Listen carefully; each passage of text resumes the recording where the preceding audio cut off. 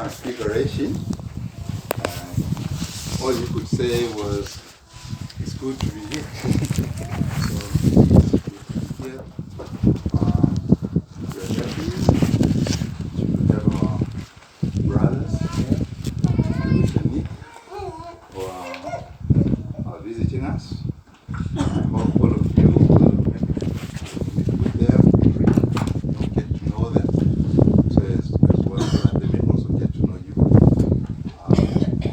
They will, of course, introduce themselves when the time comes for them to speak to us. So I'm not going to take anything away from that. Well, brethren,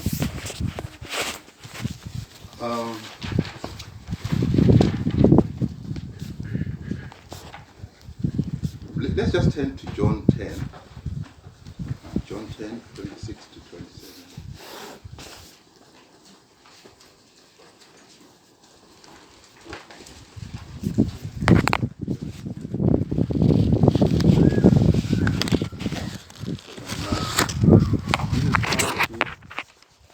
Always had issues with the Pharisees, and they challenged him and questioned his authority, his genuineness. So here he is replying to some of those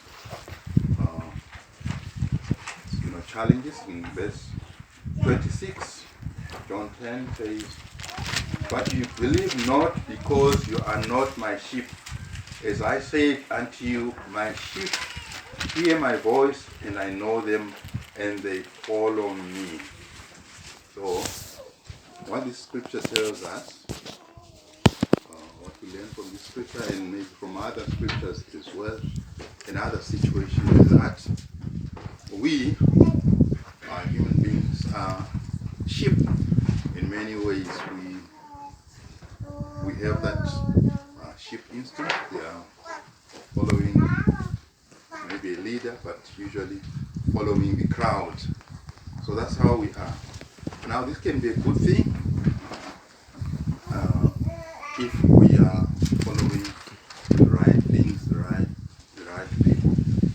But it often is a bad thing to have this instinct drive your thoughts and your actions, your reactions, your responses to various situations.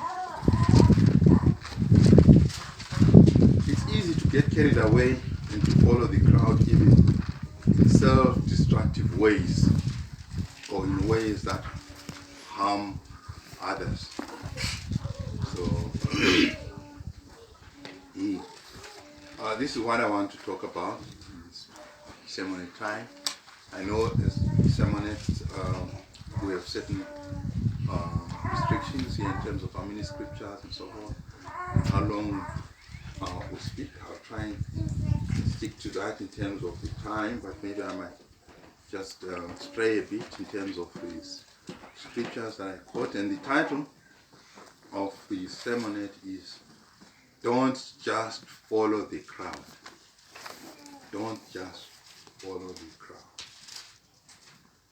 God, in fact, warns against following the crowd in a bad way. We turn to Exodus 23. Exodus 23.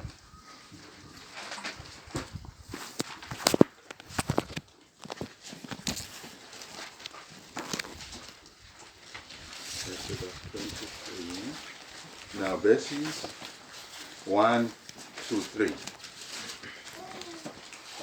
Exodus.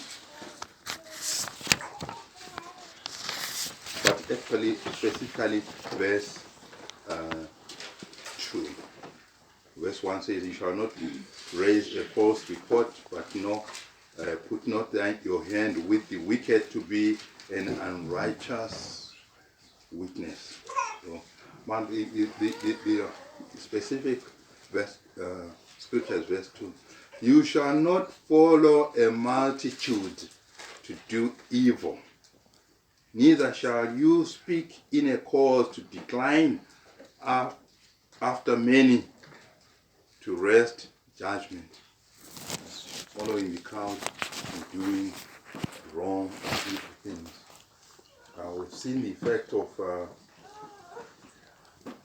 that kind of thinking, even in South Africa with the xenophobic attacks. People just don't think.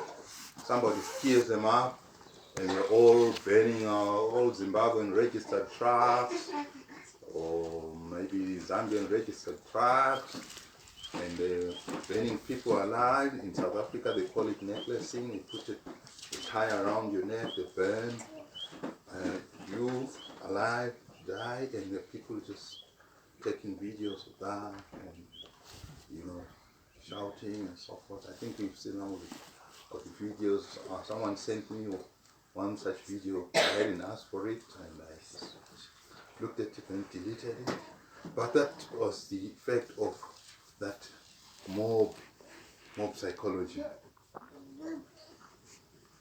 So we are warned in the scripture not to unthinkingly just follow the crowd, thinking that because there are so many people who support this cause or believe this cause, then it must be true, it must be right, then we also join in and we find ourselves doing evil. So we need to be able, when confronted with that, to step aside and ask ourselves, when the wind of groupthink begins to swell around us, we need to ask us a number of questions. And some of the questions I've looked at Philippians 4:8 and looked at those things which we should be thinking about in a positive way, but I've turned them round and said, look, when we have this group action or activism, these are the questions. So you ask yourself, why is all this happening? You need to ask yourself, why is all this happening? And what does God think about this? And then you ask yourself now the following 8 questions, which you will find in Philippians 4 verse 8, but we are not telling them. You ask yourself, is all this true? Is it true? Number 1. Is it honest? Number 2. Is it just? Is it fair? Is it pure? Is it lovely? What I'm doing, what I'm seeing around me now. Does it represent a good report? Does it equate with virtue? Is it a virtuous thing, or is the opposite of virtue, which is vice? Is this something that is praiseworthy at the end of the day when we look back? Is it something that we can be proud of? These are some of the things we need to ask ourselves. We will find ourselves in situations where the mob is agitating or is agitated, and it's easy to just join the bandwagon. So we need to be very careful there. Some examples of bad group influence. We find there are many in scriptures. You remember, crucify him, crucify him. I think we all remember that one. I'd like us to turn to Numbers 13. Numbers 13.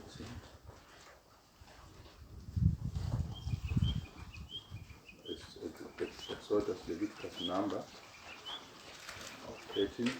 This is the thing here is Moses had sent 12 spies into the promised land, and they've been there 40 days.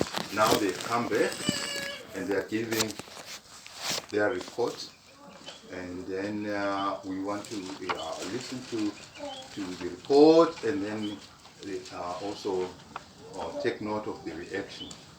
So number 13, starting in verse 27.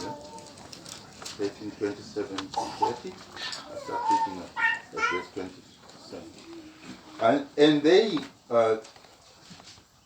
told him, that is their wives, and said, "We came into the land where you sent us, and surely it flows with milk and honey, and this is the fruit of it." So they brought some grapes and other things.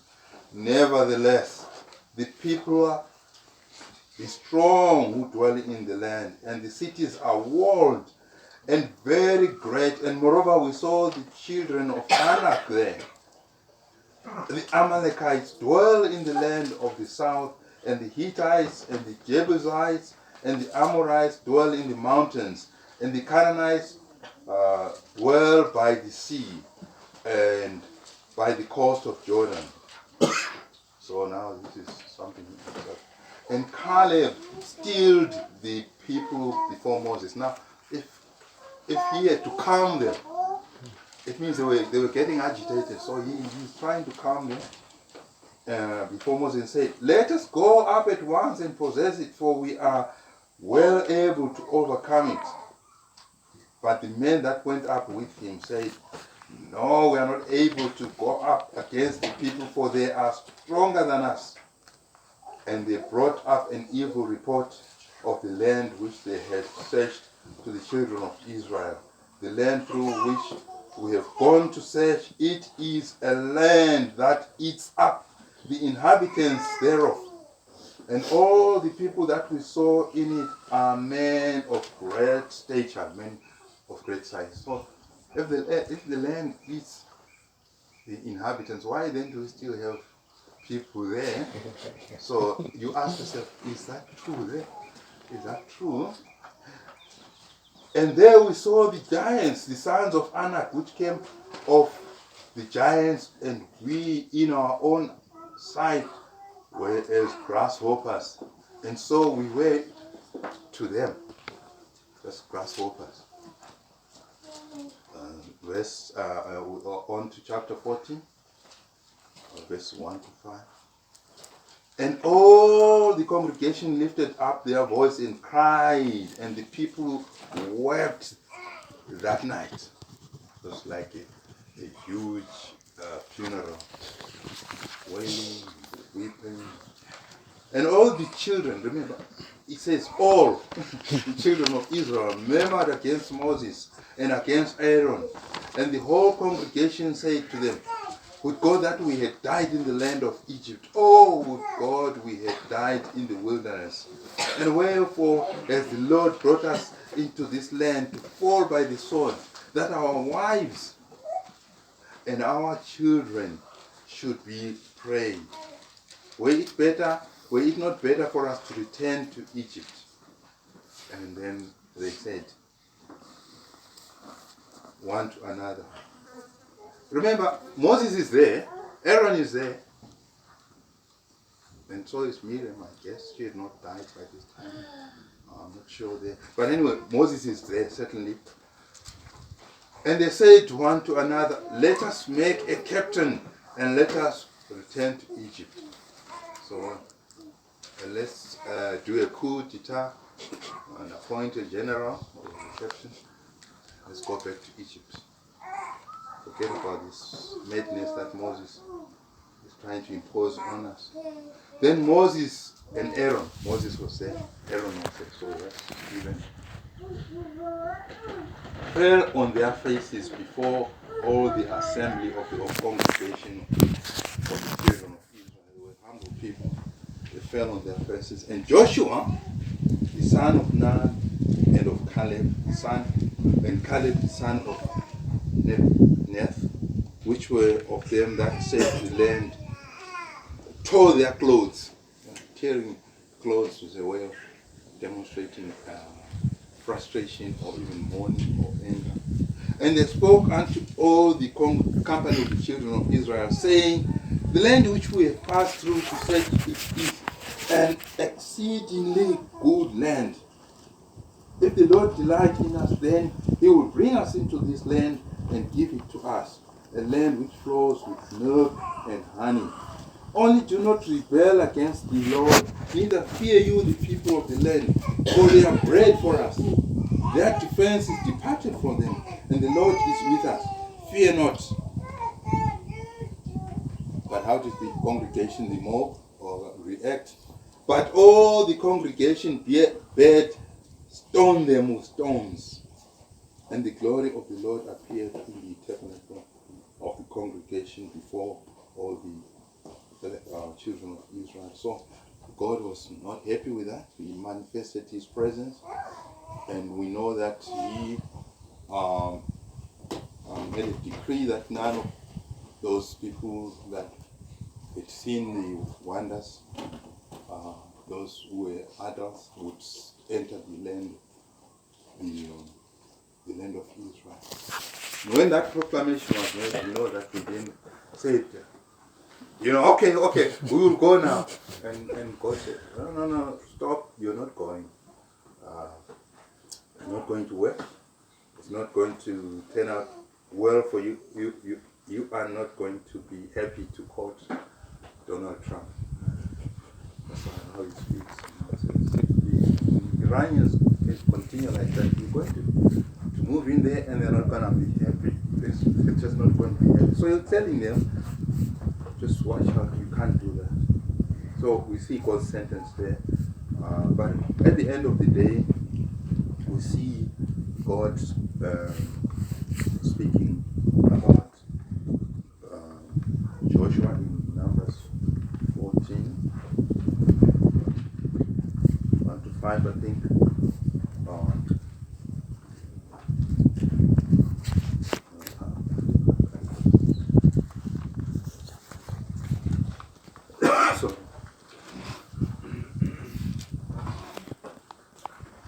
Yes, but we see in verse 42, do not go up, for the Lord is not among you, that you be not smitten before. But God spoke of Caleb, and said, after he said, no, you're not going to go there. But my servant, that's Numbers 40, verse 24. But my servant Caleb, because he had another spirit with him, and has followed me fully, him will I bring into the land whereinto he went, and his seed shall possess it.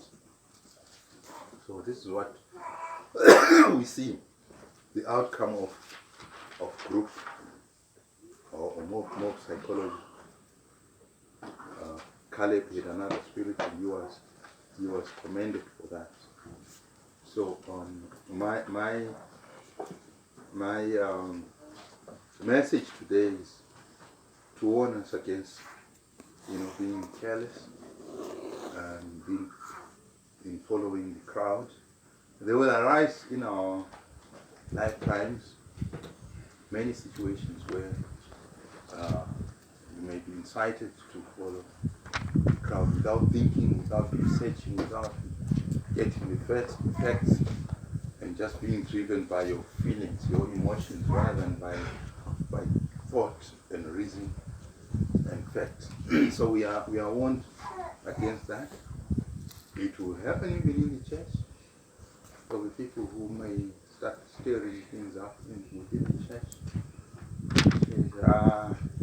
I think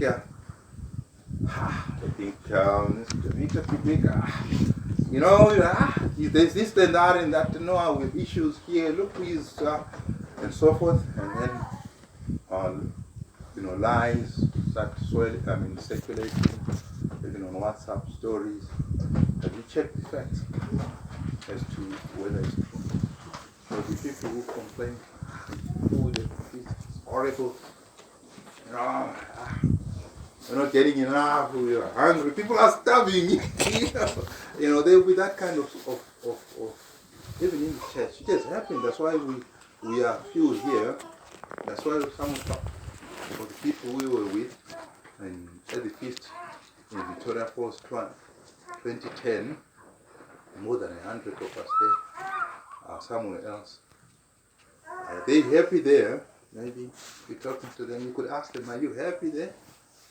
You may be surprised as to the answer. So this is just what I for you this morning. Tisangoita zvegunda musaira. Gunda musaira is just that wind or tornado that just sweeps everything along with it, and you don't question, you just follow the plan. So that's my message this morning. Just think about it.